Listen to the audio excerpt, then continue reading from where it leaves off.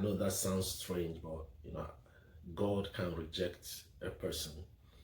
And one strange thing about God's rejection of a man or a woman is that God can reject you and still allow you to occupy a position. That is, that is the strange thing about God's rejection. He can reject a man or a woman and still allow the person to occupy a position. God rejected Saul and still allowed him to be the king. So he was sitting on the throne of Israel, rejected. He was already rejected. Saul was putting on the crown. And God said to Samuel, fill your horn with oil because I've chosen somebody else. I already picked somebody else. So Saul was sitting on the throne of Israel, and David was in the bush. He was in the bush with the flocks, the father's flock, already chosen by God. So where you occupy is not as important as what you carry. It's not where you sit that matters. It's what is sitting on the inside of you. But that is not my, I want to move this message somewhere, and I want you to pay attention. I want you to pay attention because I want to pass across a message to you. You see, I got a job somewhere in a facility, medical facility, and during my orientation, the manager, the boss or the manager of the facility, she called me into her office and she said something that really struck me. That was 2 years ago, I think. So she called me to her office and she said to me, and I think she said this 3 times. She said, I don't fire people because they don't know the job. I didn't understand what she meant. She said, I don't fire somebody because they don't know the job. If you don't know the job, I'll teach you the job. But I fire people for bad attitude. And when she said that, it struck me. She said, I don't fire people because they don't know the job. If you don't know the job, I'll teach you the job. But I fire people, I let people go for bad attitude. Now, if human being could say this, now imagine God.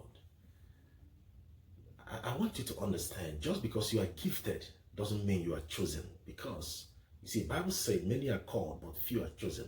It's possible to be called and not chosen. It's possible to be gifted and not chosen. You see, there was a video I did, and I made a comment. I said, if you've not watched some of my videos in the past, go and watch them, because they are revelations from God. I don't just sit to make videos. I hear a word from God and I pass it across to you. You see, God has many children, but he has few friends. It's possible to be a child of God and not be a friend of God. So you might be gifted and you are anointed and you are doing exploits for God, but you're already rejected by God. So it's possible to occupy a position in church, in the kingdom.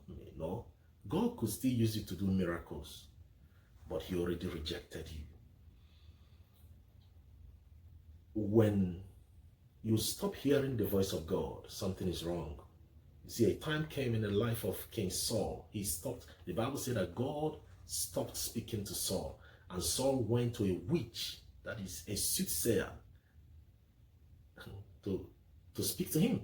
So he went to a false prophet to receive a message, because God rejected him. And let me tell you why God rejects people.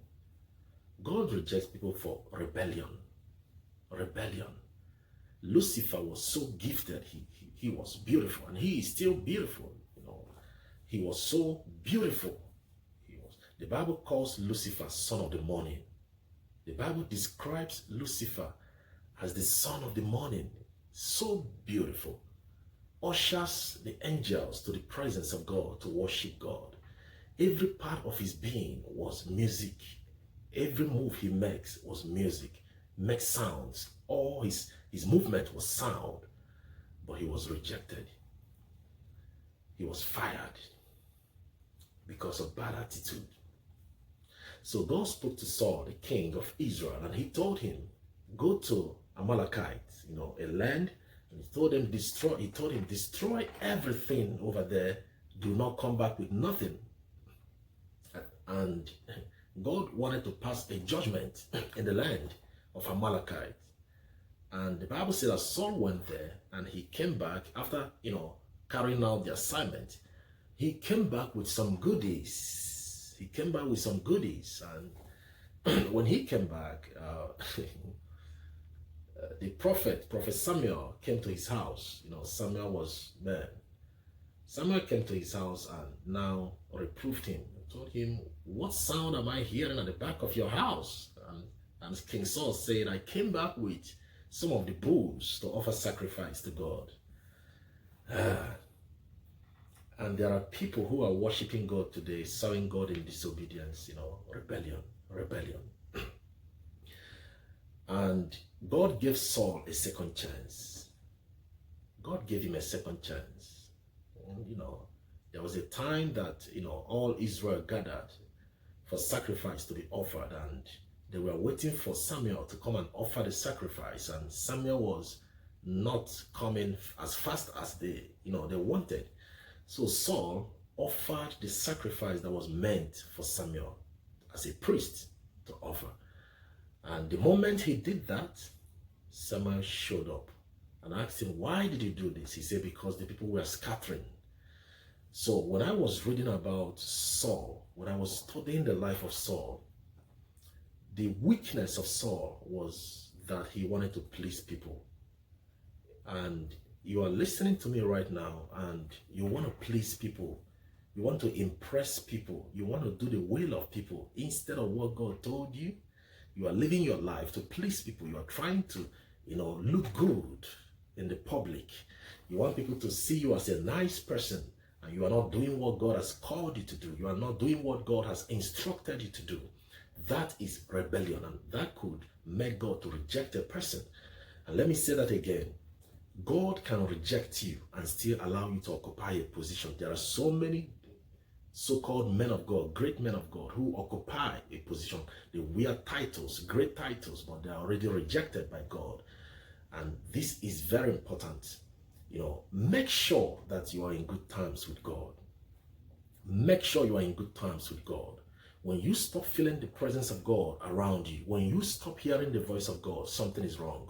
When you stop going to the secret place, to your prayer altar, to cry out to God, if you are moving away from your prayer altar, if you are moving away from the secret place, if you see yourself, moving closer to ungodly people, something is wrong. Something is wrong when you no longer go to God in the secret to talk with him. I just want to pass this message across to you. I don't want you to be rejected by God. And yes, God can reject somebody and still allow the person to occupy a leadership position anywhere. He can let you have all the position. He can let you have all the titles. But in fact, let me add this. God can pay you. And while paying you, he already rejected you. There are so many people, they are getting paid by a church, but they are already rejected. And you don't want to be in that list. Make sure you're not living your life to impress people. Saul wanted to impress the people. He wanted to look like a good man. And God said, no, obedience is better than sacrifice. When I give you an instruction, do what I said and not what the people say. When you go to your office, at your place of work, are you trying to impress people? Are you trying to please people and look good before people? Live your life to please God. Friendship with the world is enmity with God. So you have to take your decision. Who do you want to please? You want to do God's will? Every man that did great thing in the Bible turned his back on people. You must learn how to turn your back on people. Let me say this before I conclude. Thank you, Holy Spirit. Let me say this, and I want you to pay attention. For you to do great things for God, you must learn how to disappoint people. For you to do great things in the kingdom, to be a friend of God, to stay in covenant with God, you must learn, make a decision that you will disappoint people. People that trust you, people that love you, even your own family. Time will come that you will disappoint people, people you look up to, people you respect. Time will come that you will disappoint people just to please God, just to do the will of God. That's the test you want to pass. One of the tests that is facing you as somebody who wants to be a friend of God or as a leader is that you must learn how to turn your back on people and do the will of God. People will dislike you. They will talk about you. There will be rumors about you.